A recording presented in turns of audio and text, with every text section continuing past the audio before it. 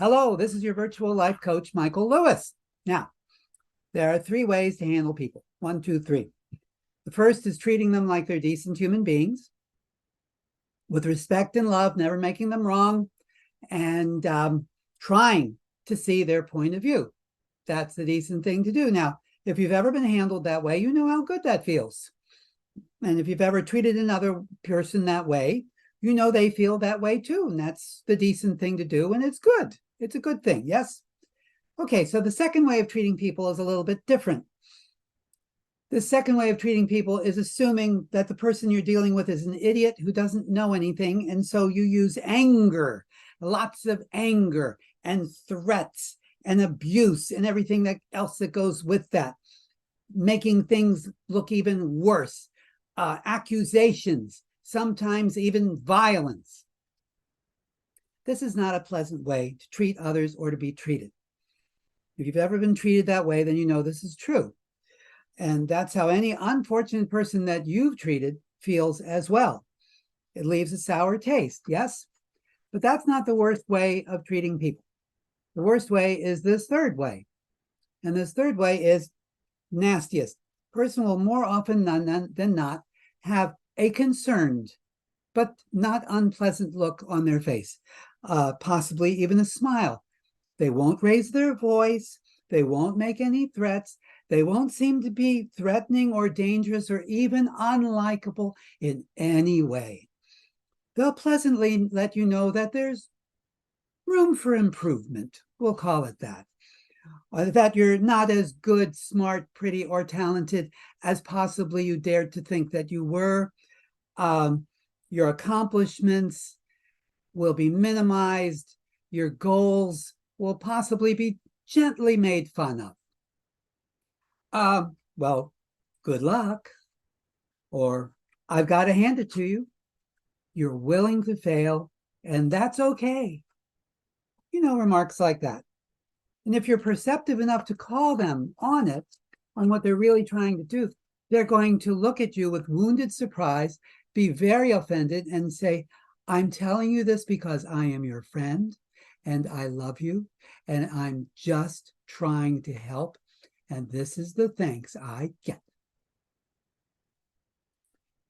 You know, I had a friend many years ago who was taking singing lessons, and she decided to give an impromptu recital at her apartment for her friend. She had a piano there and a fellow playing the piano for her, and she sang this operatic aria just beautifully. And before we had a chance to applaud, this guy jumps out from the midst of us, grabs her by the shoulders with a great big smile, says, "Darling, what a brave effort.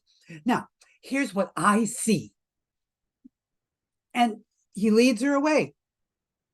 And you know, he's going like this, like this, you know, like he's really sincere and he really wants to help and all like that. She never sang again. Never. And it's almost impossible. He seemed to be nice about it. I mean, he called her darling, you know, he hugged her, he smiled. He seemed to be totally on her side, but actually he was stifling and suffocating her talents, her energy, her life force, and any chance she may have had of making her singing dreams come true. You know people like this. These people are vampires. They pleasantly suck the energy and life force right out of you, and it's almost impossible to nail them on it because they're so oily and gooey and loving and squishy about it all, you know? And the really chilling thing is they actually don't have to even do anything. They're just standing there smiling at you, and you're having this lovely, perfectly lovely conversation, and it doesn't look like anything unpleasant's being said whatsoever. And then afterwards, you feel like a bucket of molasses has just been poured all over you, and you just feel like, blah, blah. Well, what you got there was unspoken intention. Unspoken intention, like you see in comic strips, you know, where the guy is glaring daggers literally at the person while just being smiling and so forth. That is what you're getting hit with. The person's saying all these lovely things, but what he's sending or what she's sending or whatever is, I want you to die right now. Die, die, die. Yeah. But they don't have the guts to actually say it. So they just sort of smile and go on like this. Now, the last thing you think of is that the weird feeling that you feel is coming from anyone else because there's nobody else around. It's just you. So there must be something wrong with you. So, what do? You look inward, you introvert, you make mistakes and all like that. Like, have you ever walked into a room that had people in it and there was a distinct atmosphere in that room? Like, the old saying, you could cut the atmosphere with a knife. Well, that's not your imagination. That's actually stuff. You can't see it, but it's stuff. It's thoughts, it's intentions, it's that sort of thing. Now, if you've ever worked at a really bad office with a really bad environment, whatever, toxic workplace, whatever you want to call it, and it's such a relief when you get home, but you're exhausted. This stuff is exhausting, because it sucks your life energy out of you. I was working at a theater company a long time ago. We did great work, put on some really good shows. And but the atmosphere was like so weird and everyone was just unhappy. And during that time, I took a couple of days off, visited a friend of mine out of town, and it felt like such a relief. There's no weird, strange, odd vibes. This friend simply was being a good person who liked me. Simple as that, just as simple as that. I've run into this, and other life coaches have run into this when they coach people, because the person that they're coaching is very often intimately in touch with one of these vampires. There was this one guy I was mentoring, and he would spend weeks and weeks telling me about what an angel his mom was, what a total wonderful person his mom was, how he owes everything to his mom, and like how terrific she was. And one day he brought her in, and I got to meet her, and a more charming, lovely, loving woman you'd never hope to meet.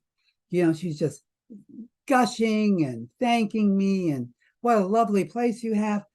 But I noticed that when he sat next to her, he was literally shaking. He was like scared, I don't know what, and then I noticed when I talked to her, there was a point where I nearly blacked out because the atmosphere that she brought with her was so thick with gunk. He left the room for a moment. She takes me aside and she says, he's really such a child. And I need to monitor everything he does and everyone he meets. You see, he would make so many wrong decisions if it wasn't for me. And it's a good thing that I'm there to see that he doesn't do anything, wrong-headed that he may regret later. This was a full-grown man, perfectly capable of making his own decisions and stuff. But his mother was like, very lovingly, pleasantly suffocating her. And, she knew it. It wasn't anything she said. It was her. It was her. And his health was shot, even though he took stupendous care of himself. He ate well, he exercised all the time, but he was always sickly. And his last two wives had even complained to him about the mother and had warned him about the mother and that they couldn't stand being around the mother. So who did he choose? His mother. So sometimes you feel out of sorts for no discernible reason. Sometimes you just feel odd, and there's no reason to. Please be aware that it may be coming not from you, but from someone in your vicinity who may not be in the room right now. When you spot who that is, you will feel relief, I guarantee you. Now, here's the weirdest thing, because these things can come from literally anywhere. There was a time a few years ago when I leaned the wrong way. I bent over the wrong way, and I couldn't move. I was crippled, so I had to call 911. They brought an ambulance over, and yeah, I just severely thrown my back out. And they're strapping me down because by law they have to strap you down and carry you out and so forth. And I'm having these extremely weird thoughts of terror. I'm terrified that I'm going to die. I'm terrified that they're going to actually put me out of my misery and literally euthanize me. And I'm having these thoughts and I'm going, where are these thoughts coming from? And then I see my cat and she's pacing around and she's sort of fretting and she's going, and you could almost see the thoughts coming out of her head. She's going, oh dear, they're taking you to the vet. And they're going to do just what they did to my parents. They're going to put them down, and then I won't have anybody to feed me or pet me or anyone. Oh dear. They were her thoughts. They weren't my thoughts. They were her thoughts. And as soon as I spotted that, I was fine. They carried me away, and then I came back and I fed the cat because that's what's important to her. Now, I'm sure possibly something like that's happened to you. It's a perfectly normal situation that you're in, suddenly becomes odd for no reason. Well, there you go. So much of it boils down to thoughts and intentions. And this is what people fear the most when they go to a new job, meet a new person, enter into a new environment. No matter how they put it, what they're nervous about is what they're entering into, what the atmosphere is going to be like, what the environment is going to be like, what kind of energy, you might say, it's putting out. Now, you're always having thoughts. I'm always having thoughts. Everybody's always having thoughts. It's like part of being a person. You have thoughts. And most of these thoughts are just random and not really worth much on the open market. But then, occasionally, you'll get someone who specializes in splattering his or her thoughts and intentions and what have you all over you and your life. And you won't know what hit you unless you know what's going on. These are not your friends, no matter how much they protest, they are. If you want to be a real friend and not mess up the people that you're around with odd thoughts and odd intentions and odd feelings, don't use threats, obviously. Don't do that one. Don't use anger. And most of all, don't be underhanded with kind of gooey, phony love that isn't really love at all. This false praise that's really a stab in the back, this thinly veiled intentions for your friend to die and wither away slowly or whatever. The best way to express your friendship is with actions.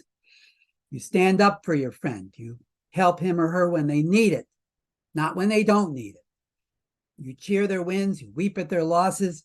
You don't dwell on their shortcomings, and you don't let them dwell on their shortcomings. And you don't make them dwell on their shortcomings either. Can you think of even one person who does that for you?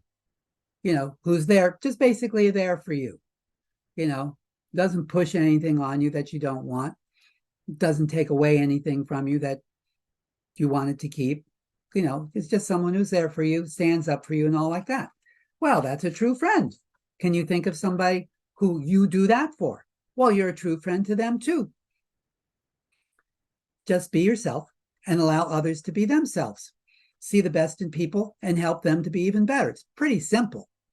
And while you're at it, you can also be a friend to the whole world. Yes, you. It's the same thing. Look around and see the best in what's to like about your computer screen, about your window, your room, your street, the sky, that fire hydrant over there, that lady walking across the street, the people in the grocery store.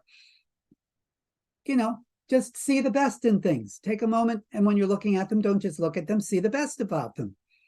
If you can muster up some love where there was resentment before, you'll find it's a whole new world for you, and maybe for everything and everyone that comes in contact with you as well. And that is all I have to say for now. So, until next time, love each other, take your vitamins, observe posted speed limits, play nice, and never lose sight of who you are. never, never, never lose sight of who you are. So long for now.